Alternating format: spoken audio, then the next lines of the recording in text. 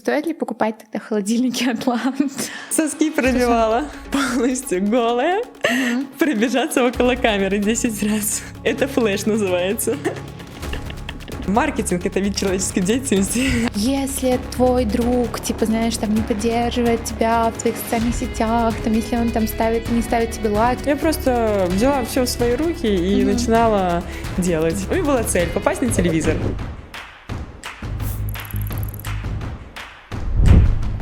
Всем привет, меня зовут Оля, вы на моем YouTube-канале. Сегодня у нас очень интересный гость, Олеся. В социальных сетях у нее 885 тысяч подписчиков в ТикТоке и 133 тысячи подписчиков в Инстаграм. Олеся стала популярной благодаря ТикТоку, и я очень люблю такие истории, когда человек начинает снимать контент, становится узнаваемым. Мы обсудим сегодня соцсети и просто поболтаем на интересные темы. Поэтому досматривайте до конца. Я загуглила перед подкастом, за 10 минут до подкаста я загуглила, кто такая Олеся. И мне в Гугле выдала: Олеся Белозорова — это студентка Белорусского государственного технологического университета, которая в свободное время снимает развлекательный контент, и после пары роликов о подработке на заводе «Атлант» неожиданно стала популярной. Расскажи нам, как так произошло, что... Ну да, на самом деле это старая информация, потому что я уже закончила свое обучение, я тоже уже маркетолог с высшим образованием, и да, мое все началось с завода «Атлант», когда я устроилась, чтобы получить общежитие, и в итоге я как-то в свободное время от конвейера записала буквально пару видео, выставила, и они уже набирали тогда просмотры. Наверное, 1050. Для меня это было что-то мега крутое. Вот. И они выстрелили, потом начали приезжать разные телеканалы, и меня немножко пытали, так сказать, как это произошло, как стрельнуло. Но на самом деле я сама вообще без понятия, как это так получилось. Возможно, то, что молодая там девчонка на заводе, там, где в основном все в старшем возрасте люди. Да, разрыв шаблона. Да. Ну и плюс, мне кажется, что ты еще начала активно вести ТикТок, когда ТикТок только набирал, так сказать, обороты. Ну, типа, это сколько было, лет 5, наверное, назад или больше? Нет. Раньше это не ТикТок платформа была, это Musical.ly называлась, да. Потом это все в ТикТок платформу перешло. А вот на Musical.ly я практически не снимала тогда. Это было лет, наверное, даже 7 назад. Он поменялся. Вот. А ТикТок я, наверное, в середине. Вот он года 2 существовал, и я вот зашла тогда на эту платформу. Я помню, на самом деле, когда я впервые увидела твой ролик, это было, я не помню, какой-то из роликов, там вот про завод тоже, вот что ты там как-то работаешь, или показываю день на заводе, либо что я там ем, вот это вот все. Мне прикольно было смотреть, я посмотрела, подумала, прикольный контент. Вот, это, наверное, было, кстати, лет 5, может, 4 года назад. Не знаю, вот когда ты, наверное, на пике была вот популярности, так сказать, которая была связана с заводом. Давайте мы вставим еще видео, кто не в теме вообще, что происходит и что это за такой завод «Атлант».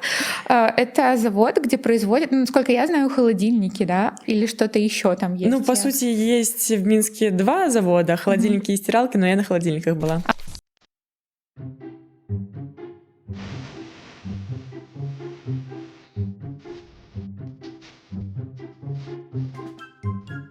Скажи вообще, как отнеслись люди, которые с тобой вот работали на заводе, к тому, что ты вот начала пилить контент, и это начало набирать популярность? Вообще, как это было? Был ли хейт какой-то, либо... Ну, на самом деле, да, очень было много хейта, когда я записывала видеоролики именно на конвейере, хотя конвейер, не шел.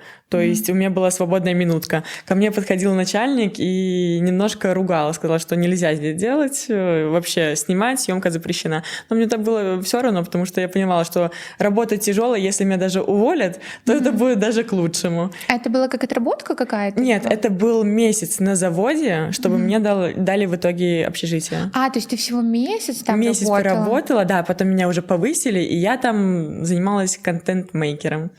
То есть ты То есть- пришла от того, чтобы работать на конвейере, к тому, что ты занимаешься контентом для Да. завода. Да. И как это было? Расскажи, мне интересно. Что... то есть ты просто вела им ТикТок или, там, Инстаграм или как? Я просто приходила, вот у меня после универа было немного времени, 2 часика буквально я ехала, 2 часа я работала на заводе, так сказать, одевала свой халатик и снимала видеоролики о том, как будто бы я продолжаю работать. Но на самом деле я не работала уже.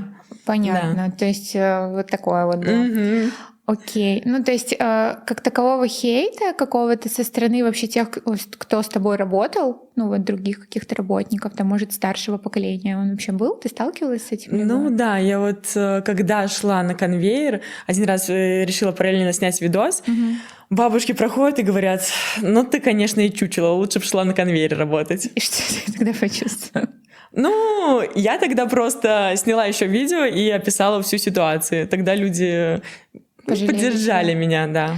На самом деле я понимаю тебя в этом плане, потому что, тоже я сталкивалась с таким, можно сказать, минимальным хейтом. Я просто работала в банке, и там тоже было, знаешь, поколение, которое постарше, и у нас с ним, даже не немножко, у нас тотально расходились взгляды на определенные вещи, и, было тяжело. Но у тебя, наверное, не так ты с ними соприкасалась. То есть если ты месяц там поработала, мне кажется, что потом ты ушла, и тебе на них было пофиг. Вот. Да. Но в этом плане я тебя понимаю. Сейчас все форсят эту тему, что есть поколение Z, поколение миллениалов, бумеров и альфа, которые только маленькие сейчас рождаются. Вот ты, получается, в поколении Z. И я недавно, кстати, узнала такую штуку, что все люди, которые с 97-го года и далее, по-моему, до 2024-го, это, кстати, поколение Z. Так что знаете. Вот. А уже которые там 96-й и ниже, это все миллениалы. Расскажи вообще, чувствуешь ли ты, наверняка у тебя в кругу общения есть там разные люди разного возраста, чувствуешь ли ты какую-то конкретную разницу между миллениалами и поколением Z? На самом деле я не общаюсь практически со своим возрастом. У меня все друзья постарше, там, на 10 лет, на 5. И мне как-то, лучше, они как-то чего-то достигли, и ты тоже смотришь на них, хочется что-то новое достигать. Да, поэтому, мне кажется, лучше с такими общаться, которые люди чего-то добились в жизни. Мне кажется, всегда от возраста зависит, но в целом сейчас поколение Z, мне кажется, сейчас, они очень быстро растут, очень много чего добиваются, я в плане этого имею в виду. То есть я иногда смотрю, там 20-летние девочки, они прям уже столько всего успели. В моем окружении немногие такие, да.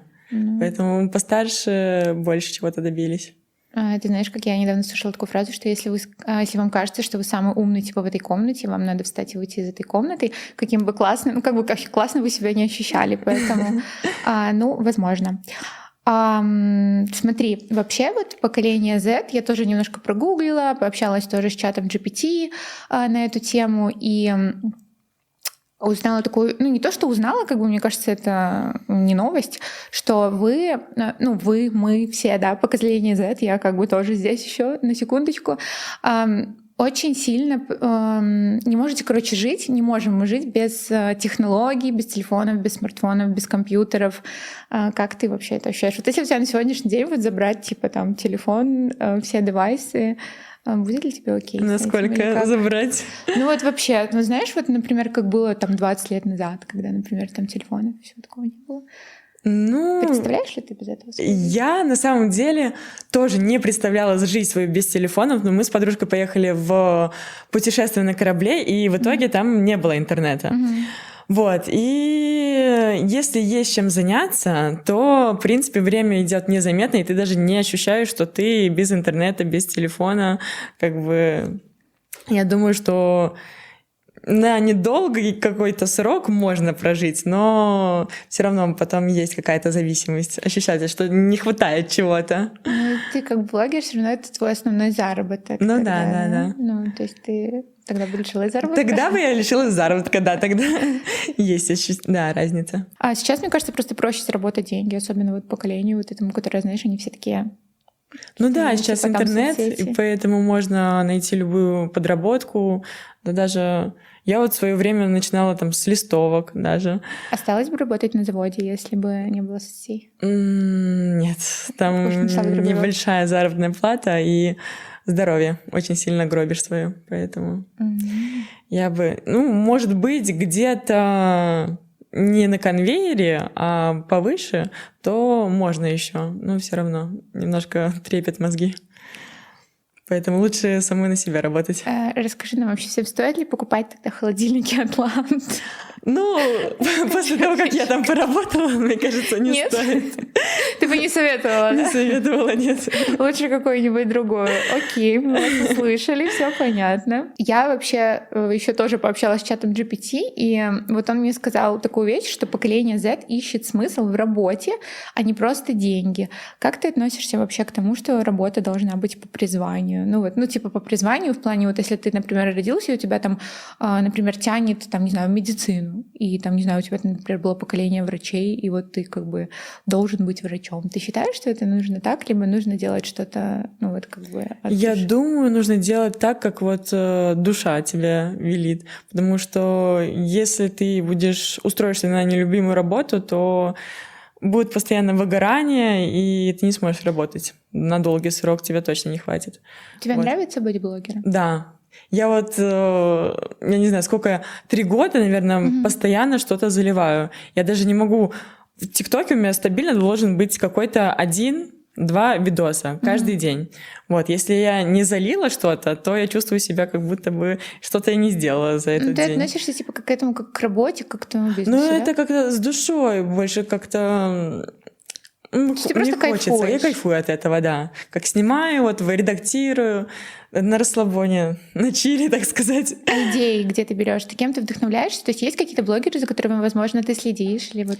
Я не слежу за блогером, только со своими друзьями, а по сути идеи я беру из рекомендаций. Листаю ленту, что-то приходит мне и... Ты сразу же снимаешь? Снимаю либо же такое, либо же немножко перекручу в своей голове и сделаю по-другому. А сколько времени проходит от идеи, которая к тебе пришла, до ее реализации? Интересно.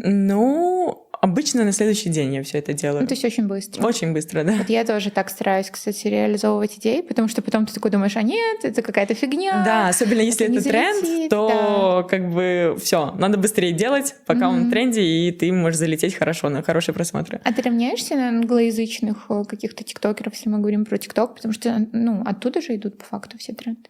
По факту, интересно. Да, но я больше за русскими смотрю.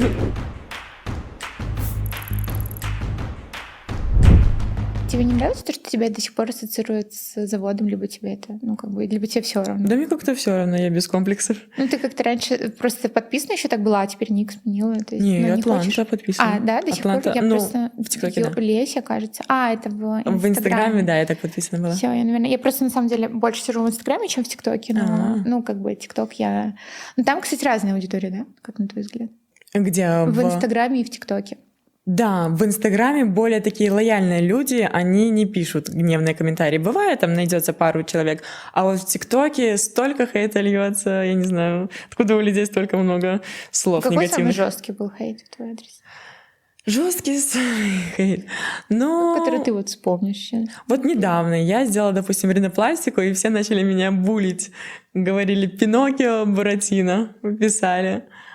Это тебе прям было видно? масса. Мне нет. Пофиг? Пофиг. А был ли какой-то такой хейт, что прям задевало конкретно? Или комментарии, возможно, какие-то, где ты такая, а может быть, он прав? Честно, я даже не вспомню. Меня хейт вообще не берет. Поэтому пусть они пишут, это наоборот поднимает тебе актив, рейтинги, поэтому да. Короче, ты за такую движуху. Да. Оно сделало почему, кстати, вот интересно просто. Было какой-то комплекс, либо просто захотелось? Я просто смотрела в Инстаграме, там девчонки все такие кукольные внешности, и смотришь на себя, что-то не хватает как будто бы. И я такая идеалистка, и мне хочется все, чтобы было гармонично, красивенько, да, с картинками, которые в Инстаграме. Еще что-то хочешь сделать себе? Пока что нет. А не было страшно? Нет. У меня подружка просто, она делала тоже ринопластику, и она говорила, что у нее была ужасная просто реабилитация. Она там лежала, дышать не могла, ела чуть ли только не через трубочку. Мне кажется, это... Я проходила это 2 раза. Первый раз в раза ты Беларуси. делала? В Беларуси сделала, да, мне неправильно все сделали. И второй раз я Ужас. поехала в Стамбул уже, мне вырезали из ребра костную ткань и пересаживали вот сюда, вот потому Какой что кошмар. нос мог обвалиться. Да, Прям настолько все прям было. все плохо А, было. а ты не сказала этому врачу? Ну, типа, это же Нет, не я окей. просто поделилась видеороликом о том, что лучше к нему не стоит обращаться, и все.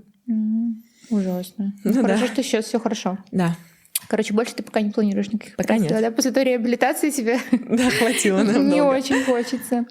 Ам, Давай, ну, все-таки вернемся к соцсетям, потому что, ну, мне это интересно. Мгм. Какие вообще были реакции? Первая твоя реакция, вот типа, когда ты начала набирать популярность, это было как-то постепенно, либо вот ты проснулась в один день и ты такая: капец, у меня там много просмотров, много подписчиков, как это вообще произошло? Или Нет. постепенно это Это всё было росло все постепенно, да. Я заливала 5-7 видео минимум в день, Мгм. и они все набирали просмотры достаточно хорошие. Мгм. И постепенно у меня рос и актив на видео, там хорошо шло по просмотрам, Мгм. и подписчики тоже. Не было прям такого какого-то вау, прыжка, скачка вверх. Было ли у тебя такое, что ты словила звезду? Не было. Я вчера просто смотрела подкаст девочки, которая тоже, она блогер, она рассказывала, что да, у меня был такой период.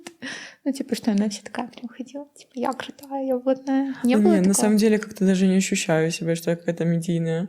Просто я делаю то, что ну мне подписчиков нравится. все равно много. Ну, как бы, ну, мне кажется, все равно тебя узнают в плане, ну, там, на улицах нет Ну, такого, да, что да. узнают. Фотографируются?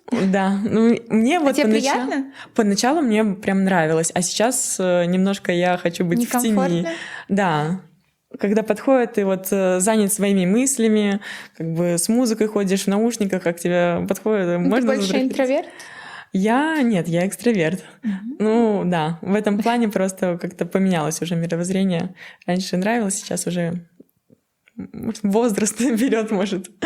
Возраст, да. Когда говоришь, как тебе 40, знаешь, или там 50. Насколько я знаю, ты любишь так немножко похайповать. Ну, по крайней мере, из того, что я видела. Вот последний раз ты сбрила брови. Мгм. Это вообще жесть. Я не знаю просто, как потом ходить без бровей.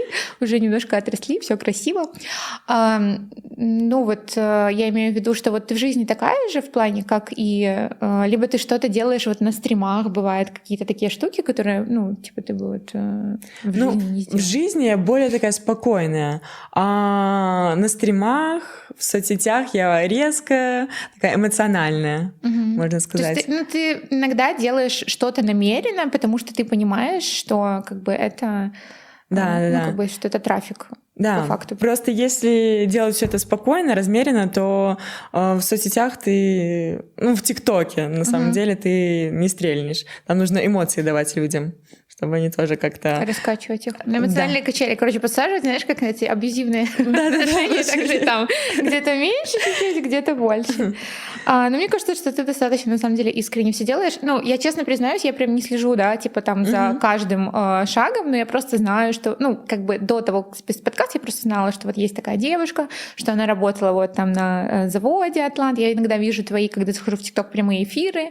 Вот. Но так, чтобы прям, знаешь, типа сильно вовлекаться, не вовлекаюсь. И я просто не знала, кроме вот бровей, какие-то еще, вот какую-то дичь ты еще делала, ну вот кроме того, чтобы сбрить брови.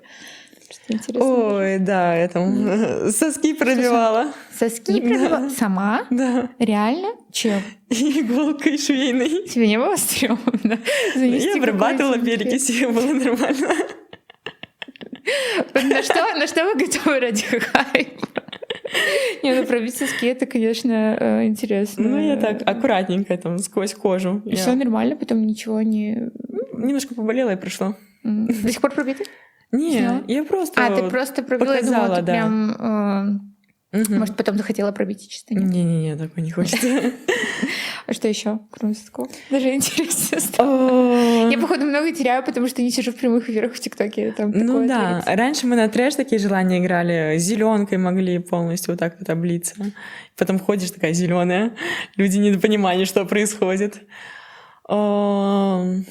Ну, самое, наверное, вот это вот жесткое. А что происходит вообще на этих типа стримах? Например, вы просто даете друг другу задания какие-то, да? Или как это вообще всё? Да, кто проигрывает, тот выполняет желание. А какое ты жесткое какое-нибудь загадывала желание? Такое жесткое, но больше унизительное. Могут люди некоторые полностью голые пробежаться около камеры 10 раз. Это флэш называется. Боже, какой кошмар.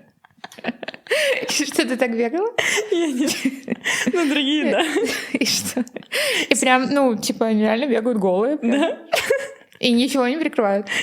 Не, ну, А это не банит? Ну, типа, прямой эфир, ну, мне в кажется... телеграм-канал переходим. А, в телеге прям Да. это все происходит, понятно.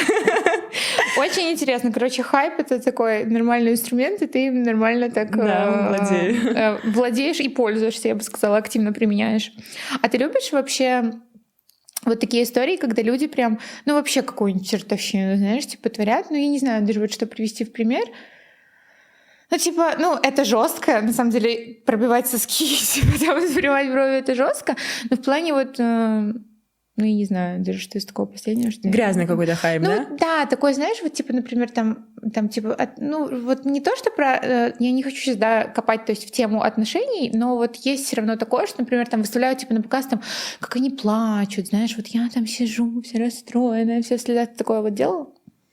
Ну, это Да, не кринж для да, тебя? я делала. Это сделала это специально, либо потому что на эмоциях просто хотела поделиться, выйти? Вот. Нет, я намеренно это делала, потому что вот мы тогда с блогером типа встречались, но на самом деле отношений у нас не было. Ты специально делала, чтобы поднять? Да, охваты. Я плакала на камеру, и люди в это верили. И охваты, кстати, росли. Когда вот плачешь, люди почему-то тебя жалеют. Ну, потому что эмоции какие-то, Да. тем более, когда такая триггерная тема.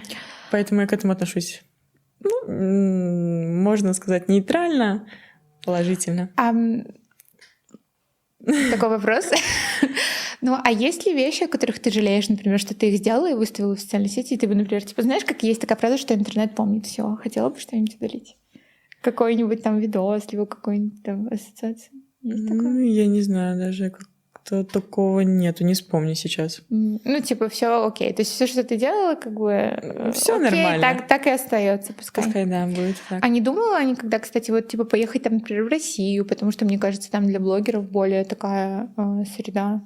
Ну, в России, на самом деле, Развиваться. ТикТок заблокирован и Инстаграм, поэтому там ни рекламы, ничего. Ну, Инстаграм же там только рекламы заблокированы, у них, а в целом они ведут. Ну, возможно. Нет, по-моему, Инстаграм тоже заблокирован. Не, Инстаграм, ну, через VPN они сидят. Через VPN. Но уже не так много заказчиков, как раньше было. А у тебя нет такого, что, типа, например, ты здесь достигла какого-то уровня, ну, в плане, там, не знаю, тоже узнаваемости, медийности, еще чего-то, и ты бы хотела вот, ну, типа, куда-то дальше двигаться, расти, но в любом случае, наверное, ты об этом задумывалась, нет? Да, нет, я уже просто поддерживаю свой блог, как бы пока что стремиться... У меня сейчас упор больше на стримы. Поэтому, а блогерство я так параллельно веду. Ты именно в ТикТоке или там на Твиче? В ТикТоке. Ты не думала перейти вот на Твич? Ну, да. Наоборот, с Твича блогеры многие идут TikTok? в ТикТок. Да, Ника Глай, может быть, знаешь. Да. Ника Глай, да, другие там Мафаня. Ну, Мафаня такой не более, наверное, известный. Ника Глай самый такой топовый. Ну, я знаю его, но я не, типа, знаешь, опять же, не вовлекаюсь особо во всю эту историю. Мне кажется, мне просто нет столько времени еще сидеть, смотреть какие-то стримы. А что, вот, как ты думаешь вообще с точки зрения, ну, вот если соцсетей, опять же, и маркетинга, что важнее? Как бы креативный какой-то контент, типа придумывать какие-то штуки, либо умение продвигать себя? Мне кажется, это должно быть как-то связано. И продвижение... Мне кажется, лучше креативный контент. Тогда люди как-то будут тянуться, и ты заодно себя будешь продвигать. А тебе вот, ну, как бы помогал ли это кто-то вообще в создании контента? Может, ну, раньше, наверное, не помогала, а сейчас тоже ты все сама делаешь? То есть нет никакой там команды? Все сама, да, но если вот реклама, и у меня вообще идеи нету, мне помогает, да, мой менеджер Алена, она пишет сценарии, она все подбирает, поэтому я очень безумно благодарна. Ну, в плане, ну, то есть нет больше никаких там людей, там, типа, там, СММщиков, еще кого-то? Нет, все сама. Интересно. А что бы ты посоветовала людям, которые хотят начать развивать свой блог? Ну вот давай так, например, у тебя 0 типа подписчиков на сегодняшний день, вот нет всех твоих соцсетей. Что бы ты сделала вот сейчас, на сегодняшний день? С чего бы ты начала? Я бы активно снимала видеоролики. Это, ну, около 5-10 видеороликов за день. не обращала внимания на хейт, потому что я поняла, что многих людей это ломает. Вот, и они просто опускают руки и ничего, перестают снимать что-то. Вот. Активничать, проявлять себя в соцсетях. Понятно, хорошо, контент. А вот там по поводу рекламы, там еще что-то закупала бы, может, какую-то рекламу, настраивала бы рекламу, нет?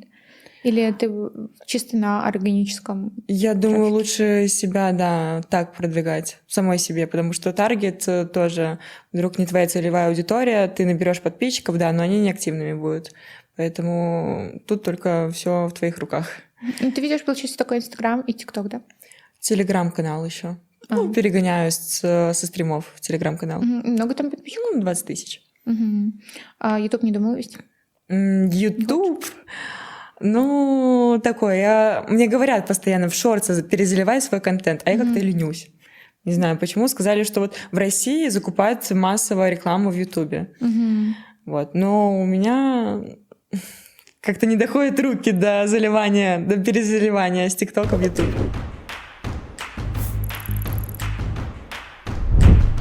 Мне кажется, это мое абсолютно субъективное мнение, что у нас в Беларуси очень плохо на самом деле. Я не знаю, это опять же мое субъективное мнение. Плохо развита вообще вся блогерская деятельность, и все, кто, блогеры, которые хотят к чему-то стремиться, опять же, либо уезжают в Россию, либо, в принципе, куда-то уезжают. У меня есть даже знакомые, которые уехали, например, в Дубай, потому что там больше, знаешь, там перспектив с точки зрения рекламы, там какие-то рекламные контракты классные бренды, можно сотрудничать с ними.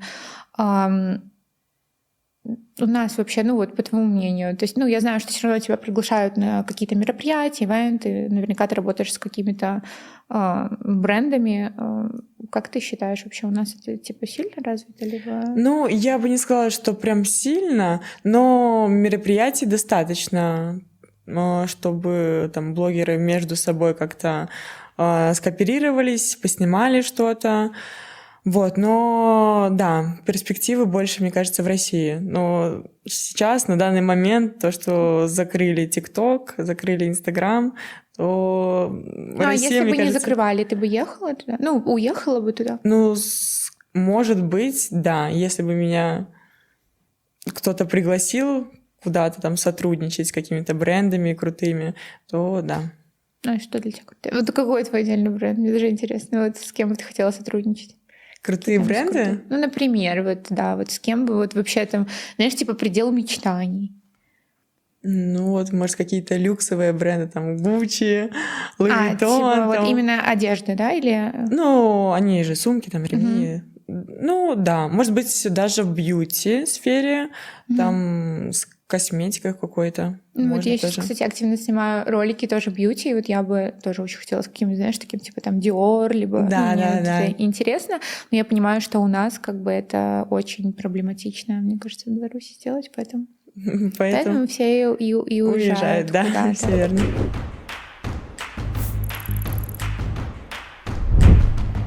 Как ты думаешь, всем ли вообще нужна... Я просто недавно задумалась, знаешь, о чем, что я такая думаю, почему сейчас же так просто стать популярным? Просто на самом деле реально, потому что у тебя есть телефон, просто начни снимать какие-то видео, да, выбери себе тему, и по факту очень быстро можно вырасти. То есть это, знаешь, там не как раньше, когда там не было соцсетей и всего этого.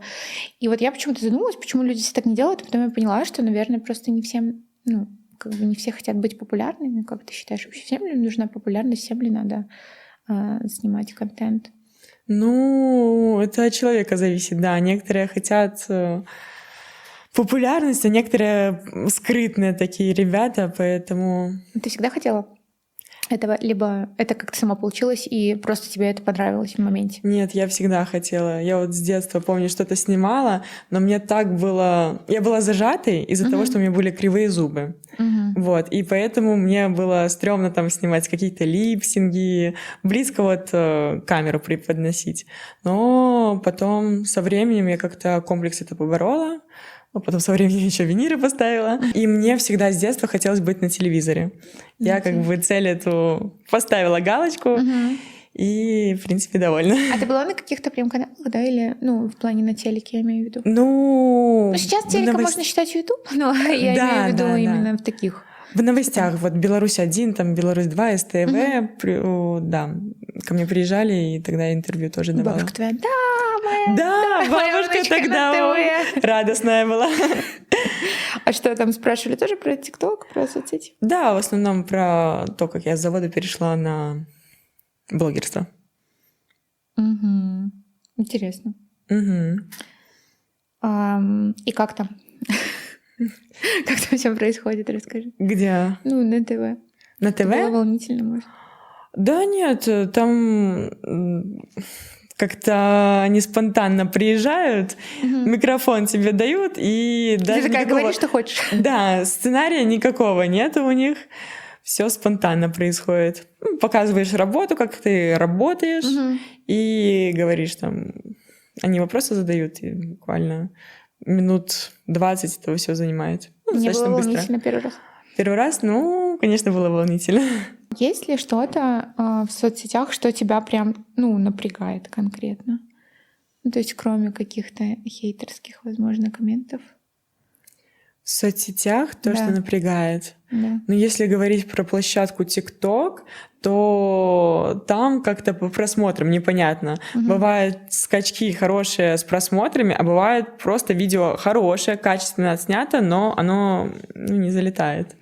А знаешь, вот сейчас вот эту тему, ну, конечно, ты знаешь, я думаю, что все начали создавать аккаунты с монетизацией, и ТикТок из-за этого урезал просмотры, потому что все как бы начали вот как бы создавать вот эту штуку. Да, знаю. Тебя это бесит? Что тебя бесит вообще, что у нас нет монетизации? Потому что, ну, ты же понимаешь, что ты могла много больше денег зарабатывать, если бы она у нас была, там, как в Америке, либо в Европе. Ну, на самом деле можно создать. Я создала корейский аккаунт, вот, правда, его не развиваю, он просто так, пусть будет на всякий случай. Но там тоже такие условия поставлены жесткие. Нужно набрать 10 тысяч сначала подписчиков и снимать видеоролики свыше минуты. Ну да, там я тоже читала. Разговорные. Но мне кажется, это сложно будет как бы... Ну почему, если ты какую-то историю рассказываешь, нет? Ну, нет, может быть, и нужно тему просто находить какую-то, чтобы вот разговаривать, и на минуту это было видео, и постоянно как бы каждый день снимать что-то, контент придумывать. Если вот говорить про мой, допустим, сейчас ТикТок, то я беру там липсинг какой-то могла снять, и все, он залетел. Жизнь прекрасна, одно Мне видео. кажется, сейчас они, кстати, меньше залетают. Липсинги меньше? Да. Ну, смотря, наверное, какой контент. Ну, смотря, да. Если ты уже набил аудиторию, как бы лицо твое узнают, поэтому оно практически не поменялось ничего. Как А есть прям такие блогеры, ну, ты уже говорила, что ты как бы ни за кем не следишь, но все равно, которые наверняка на кого-то там все равно смотришь, как-то там равняешься, нет такого? Ну вот в Инстаграме, да, мне нравится, может, Гражина, знаешь? Нет? Но она так... это которая на холостяке, кажется, училась? Не на холостяке. Ну, она тоже из Барановичей. Вот. Вообще И она аккуратненько так ведет свой Инстаграм. Так, знаешь, приятно смотреть. Вот. И я тоже по Инстаграму пытаюсь как-то равняться. Такие уже вот буквочки. Все уже, чтобы все было эстетично, красиво, да. А в ТикТоке уже как в ТикТоке как есть. Ну, там, мне кажется, много аудитории к тебе приходит в Инстаграме с ТикТока. Да, мне в основном с ТикТока все перешло в Инстаграм. И потом рилсы еще в Инстаграме заливала, они залетали, но активность от этих людей как-то не получаю. То есть просмотры на сторисы практически не прибавились, и вот лайки на постах, на рилсах тоже не прибавились. А я знаю, что вот раньше, когда развивался только ТикТок, ну, по крайней мере, я это слышала, не знаю, как-то не следила за всеми этими людьми, там делали что-то типа домов каких-то, я не знаю, хайп-хаусы, да, вот эти вот все штуки, может быть, и там очень много, я знаю, тех, кто ведет ТикТок, тиктокеров, да, они как бы стали популярны благодаря вот этим вот домам, то, что они там вместе снимали какие-то совместные там видосы и так далее. Тебе никогда не предлагали в такой дом? Я просто знаю, что у нас тоже, по-моему, что-то такое было в Беларуси, да? Да, было такое. На самом деле мне предлагали вот в белорусский этот дом поехать, но я поняла, что блогеры там, ну, с небольшими просмотрами на видео, как бы я не получу ничего взамен, только на дом буду работать. Рекламу, то, что они предлагают, я должна была бы делать. Ну, то есть не то, что я хочу, а обязана А, то есть там условия как контрактные на Да, проценте? контрактные условия, поэтому я сразу отказалась. Мгм. Вот. Ну, там много блогеров каких-то наших вообще в этих домах? Ну, я с ними потом в течение жизни познакомилась на мероприятиях всяких. И поняла, что сделала правильно, да? Да, сделала все правильно. Если бы в российские пригласили Hype House, либо какой-то же еще популярный там, то... Они до сих пор есть? Нет, все распались. А почему ты на то время не захотела в российских? А Не я в то предлагали? время тогда Не не вела? была популярной, да. Это было до моей еще славы, так сказать. Интересно. А ты следишь за какими-нибудь тиктокерами, которые из этих домов сейчас? Вот с одной девчонкой, да, я познакомилась на стримах. Маха Горячева, знаешь? С бровями такими густыми. Она еще, кажется, в Америке живет. Что-то мне попадались ее какие-то видео, где она про парня рассказывала, что Да, но она переехала опять обратно в Россию. Вот. И мы с ней крутая, такая спокойная, веселая девчонка, поэтому мы с ней тоже подружились. А писали какие-нибудь вообще популярные прям люди? Популярные люди? Ну, чтобы там снять, например, какой-то коллаб вместе. Либо... Коллаб. Популярные люди. Мы с ними на мероприятиях видимся, и мы так снимаем. Может быть, братьев Белоусовых знаешь? Ну, я видела, наверное, в ТикТоке. Ну, вот, да. Мы с ними в основном часто снимаем. Какие-то на мероприятиях знакомимся с другими блогерами тоже. А российские, может, какие-то нет? Российские нет, никто уже не писал. Не писали, да. Угу. Хотела бы с кем-нибудь снять? Ну, наверное, нет.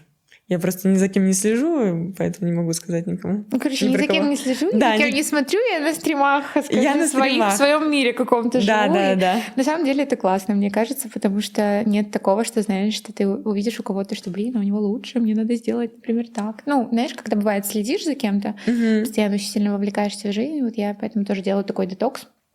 Мне кажется, это круто. Когда ты находишься просто в своем мире и делаешь то, что тебе по кайфу. Мне кажется, это самый идеальный вообще вариант, который может быть.